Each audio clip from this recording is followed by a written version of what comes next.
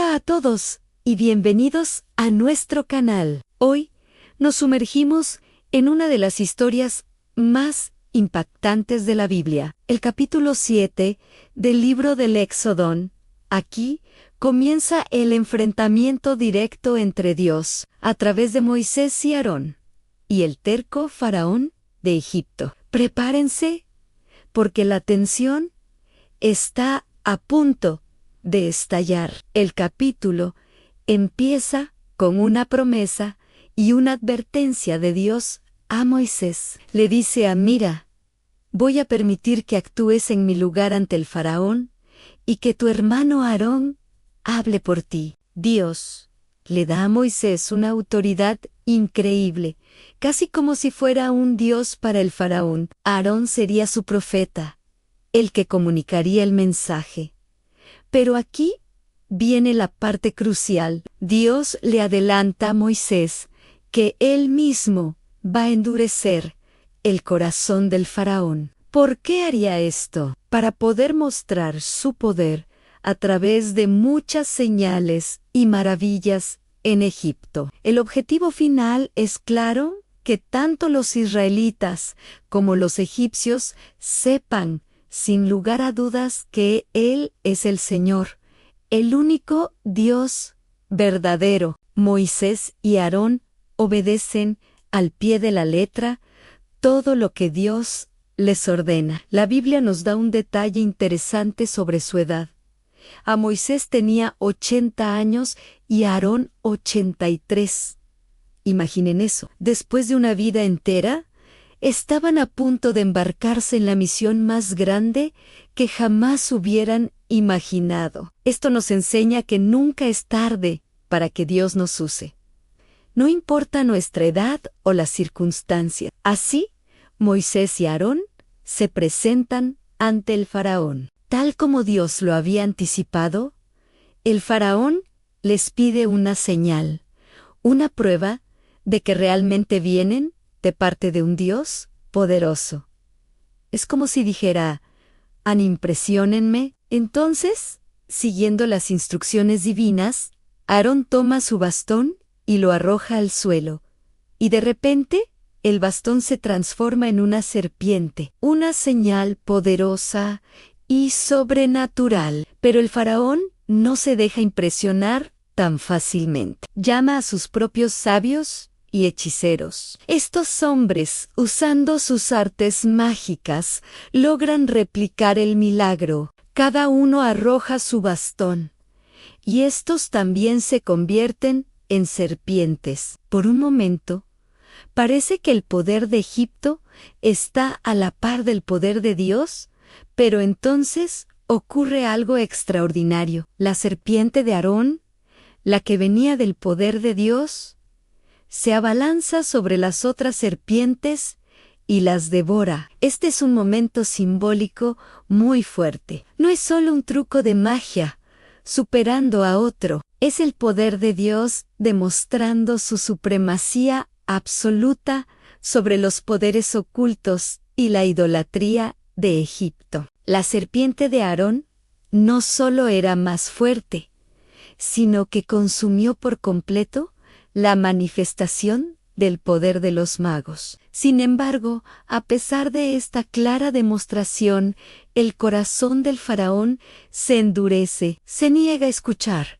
Exactamente como Dios había dicho que pasaría, el enfrentamiento apenas comienza. Ahora, la situación se intensifica. Dios instruye a Moisés para que se encuentre con el faraón a la mañana siguiente, junto al río Nilo, el corazón de la vida egipcia. Moisés debe llevar consigo el mismo bastón que se convirtió en serpiente. El mensaje es directo: el Señor, el Dios de los hebreos, me ha enviado a decirte: deja ir a mi pueblo para que me adore en el desierto. Pero no has hecho caso. Y entonces viene el anuncio de la primera plaga. Dios dice: ahora vas a saber que yo soy el Señor. Con el bastón, Aarón golpeará el agua del Nilo, y ésta se convertirá en sangre. Los peces morirán, el río apestará, y los egipcios no podrán beber de su fuente de vida. Esta plaga no es una elección al azar. El Nilo era considerado una deidad por los egipcios, la fuente de su prosperidad y su vida. Al convertir el río en sangre, Dios no solo está realizando un milagro aterrador, sino que está atacando directamente el centro de la religión y la cultura egipcia. Está demostrando que su Dios del río es impotente ante el Dios de los hebreos. Es una declaración de guerra espiritual. Moisés y Aarón hacen exactamente lo que Dios les manda. Frente al faraón y toda su corte, Aarón levanta su bastón y golpea el agua del Nilo. Inmediatamente, todo el río se convierte en sangre.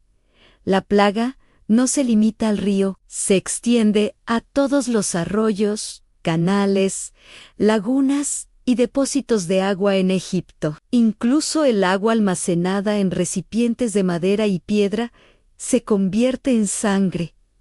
Imaginen el horror y el caos. La fuente de vida de toda una nación se transforma en un símbolo de muerte. Los peces mueren, el hedor es insoportable y el pánico se apodera de la gente. Pero una vez más, el faraón tiene una respuesta. Llama a sus magos y ellos, usando sus artes secretas, logran replicar la plaga. No sabemos cómo lo hicieron, quizás a menor escala, pero fue suficiente para que el faraón se reafirmara en su terquedad. En lugar de ver la magnitud de la catástrofe y reconocer un poder superior, se enfoca en que sus magos también pudieron hacer algo similar, y así endurece su corazón una vez más, y se niega a escuchar a Moisés y a Aarón. Simplemente se da la vuelta,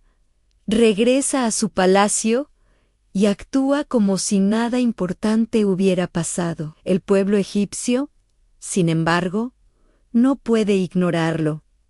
Sufren las consecuencias directas. Se ven obligados a cavar pozos a lo largo del río, buscando desesperadamente agua potable. La plaga dura 7 días, una semana entera, en la que la nación más poderosa del mundo está de rodillas, sin poder beber de su propia agua. Es una lección devastadora y humillante. Después de estos 7 días, la historia continúa. El texto no nos dice si el agua volvió a la normalidad por sí sola o si hubo una intervención divina para revertir la plaga. Lo que sí nos dice es que la prueba no ha terminado. Dios le dice a Moisés que vuelva a presentarse ante el faraón con la misma demanda: deja ir a mi pueblo para que me adore. Y si se niega, una nueva plaga caerá sobre Egipto. Esta vez serán ranas. Dios le advierte que enviará una plaga de ranas que cubrirá todo el país. No serán solo unas pocas ranas en el río, infestarán sus casas, sus dormitorios, sus camas, los hornos y hasta las ollas donde cocinan. Nadie podrá escapar de ellas. Las ranas saldrán del Nilo, de los canales y de las lagunas, y cubrirán cada centímetro de Egipto. Al igual que la plaga de sangre, la plaga de ranas también tiene un significado profundo. La diosa egipcia Hecot,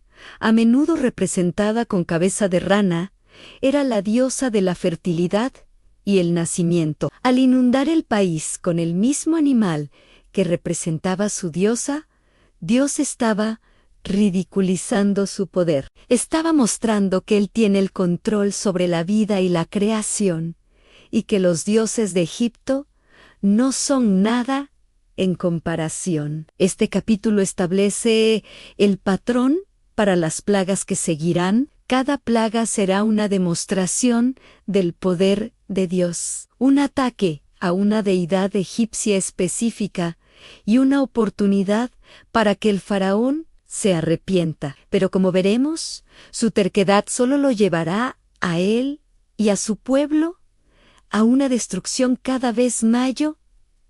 Éxodo 7 es el comienzo de una lucha épica que cambiará el curso de la historia. ¿Qué lecciones podemos sacar de este capítulo tan intenso? Primero, la obediencia de Moisés y Aarón a pesar del miedo y de la increíble tarea que tenían por delante, confiaron en Dios y siguieron sus instrucciones al pie de la letra. Segundo, la soberanía de Dios en él está en control de todo, incluso del corazón endurecido del faraón. Usa la resistencia del rey para manifestar su gloria de una manera aún más grandiosa. Y tercero, la paciencia de Dios, aunque su poder es absoluto, le da al faraón múltiples oportunidades para cambiar de opinión. La historia de las plagas es una advertencia poderosa contra el orgullo y la terquedad. Nos recuerda que resistirse a Dios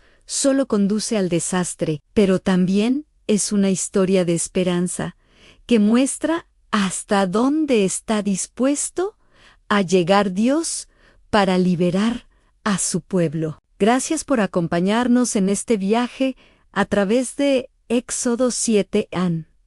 Es una historia llena de poder, simbolismo y lecciones que resuenan hasta el día de hoy.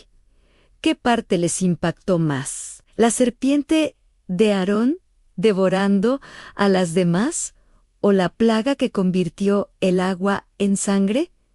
Déjenme sus comentarios abajo. No olviden darle like a este video si les gustó y suscribirse para no perderse los próximos capítulos de esta increíble saga. Nos vemos en el próximo video.